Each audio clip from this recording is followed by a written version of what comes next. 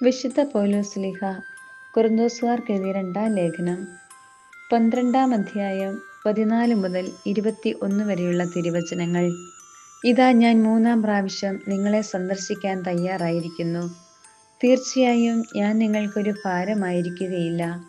എന്തെന്നാൽ ഞാൻ കാംക്ഷിക്കുന്നത് നിങ്ങളെയാണ്, നിങ്ങൾക്കുള്ളതല്ല.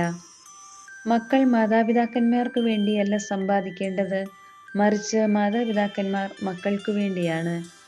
ഞാൻ അതീവ സന്തോഷത്തോടെ നിങ്ങളുടെ ആത്മാക്കൾക്കു വേണ്ടി എനിക്കുള്ളതെല്ലാം ചെലവഴിക്കുകയും എന്നെ തന്നെ സമർപ്പിക്കുകയും ചെയ്യും. ഞാൻ നിങ്ങളെ കൂടുതൽ സ്നേഹിക്കും തോറും നിങ്ങൾ എന്നെ കുറച്ചു മാത്രമാണോ സ്നേഹിക്കേണ്ടത്? ഞാൻ നിങ്ങളെ ബുദ്ധിമുട്ടിച്ചിട്ടില്ല എന്ന് നിങ്ങൾ സമ്മതിക്കുമെങ്കിലും നിങ്ങളെ കബളിപ്പിച്ച് സൂത്രത്തിൽ വശപ്പെടുത്തുകയായിരുന്നുവെന്ന് നിങ്ങൾ പറയുന്നു. ഞാൻ നിങ്ങളുടെ അടുത്തേക്ക് അയച്ച ആരെങ്കിലും വഴി ഞാൻ നിങ്ങളെ കബളിപ്പിച്ചിട്ടുണ്ടോ?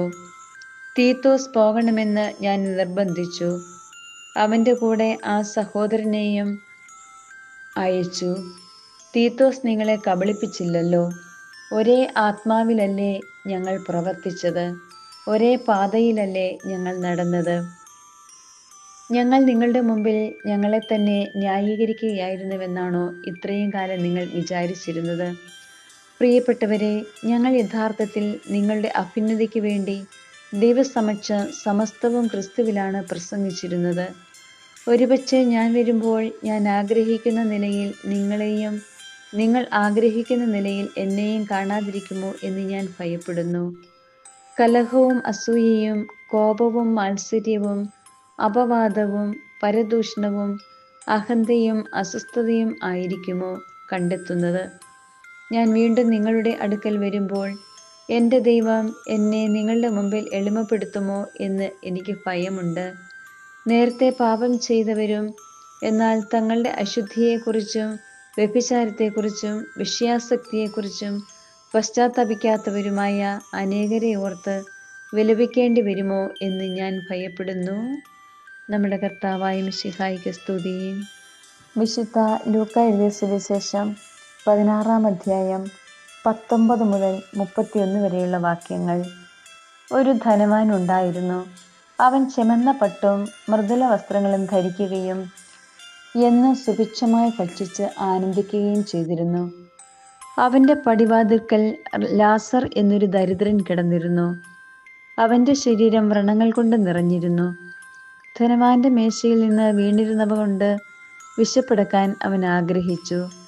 നായ്ക്കൾ വന്ന് അവൻ്റെ വ്രണങ്ങൾ നക്കിയിരുന്നു. ആ ദരിദ്രൻ മരിച്ചു. ദൈവദൂതന്മാർ അവനെ അബ്രാഹത്തിൻ്റെ മടിയിലേക്ക് സംവഹിച്ചു. ആ ധനികനും മരിച്ച് അടക്കപ്പെട്ടു. അവൻ നരകത്തിൽ പീഡിപ്പിക്കപ്പെടുമ്പോൾ കണ്ണുകൾ ഉയർത്തി നോക്കി. ദൂരെ അബ്രാഹത്തെയും അവൻ്റെ മടിയിൽ ലാസറിനെയും കണ്ടു. അവൻ വിളിച്ചു പറഞ്ഞു, പിതാവായ അബ്രഹാമേ, എന്നിൽ കനിയണമേ. തൻ്റെ വിരൽത്തുമ്പ് വെള്ളത്തിൽ മുക്കി എൻ്റെ നാവ് തണുപ്പിക്കാനായി ലാസറിനെ അയക്കണമേ. ഞാൻ ഈ അഗ്നിജ്വാലയിൽ കിടന്ന് യാതന അനുഭവിക്കുന്നു. അബ്രാഹാം പറഞ്ഞു, മകനെ, നീ ഓർമ്മിക്കുക, നിനക്ക് ജീവിതകാലത്ത് എല്ലാ സുഖസൗകര്യങ്ങളും ലഭിച്ചിരുന്നു. ലാസറിനോ കഷ്ടതകൾ. ഇപ്പോൾ അവൻ ഇവിടെ ആനന്ദിക്കുകയും നീ വേദന അനുഭവിക്കുകയും ചെയ്യുന്നു. കൂടാതെ ഞങ്ങൾക്കും നിങ്ങൾക്കും മധ്യേ ഒരു വലിയ ഗർത്തവും സ്ഥാപിക്കപ്പെട്ടിരിക്കുന്നു. ഇവിടെ നിന്ന് നിങ്ങളുടെ അടുത്തേക്കോ അവിടെ നിന്ന് ഞങ്ങളുടെ അടുത്തേക്കോ വരാൻ ആഗ്രഹിക്കുന്നവർക്ക് അത് സാധിക്കുകയില്ല. അപ്പോൾ അവൻ പറഞ്ഞു, പിതാവേ, അങ്ങനെയെങ്കിൽ ലാസറിനെ എൻ്റെ പിതൃഭവനത്തിലേക്ക് അയക്കണമേ എന്ന് ഞാൻ അപേക്ഷിക്കുന്നു. എനിക്ക് 5 സഹോദരന്മാരുണ്ട്. അവരും പീഡകളുടെ ഈ സ്ഥലത്ത് വരാതിരിക്കേണ്ടതിന് അവൻ അവർക്ക് സാക്ഷ്യം നൽകട്ടെ. അബ്രാഹാം പറഞ്ഞു, അവർക്ക് മോശയും പ്രവാചകന്മാരും ഉണ്ടല്ലോ, അവരുടെ വാക്ക് കേൾക്കട്ടെ. ധനവാൻ പറഞ്ഞു, പിതാവായ അബ്രാഹാമേ, അങ്ങനെയല്ല.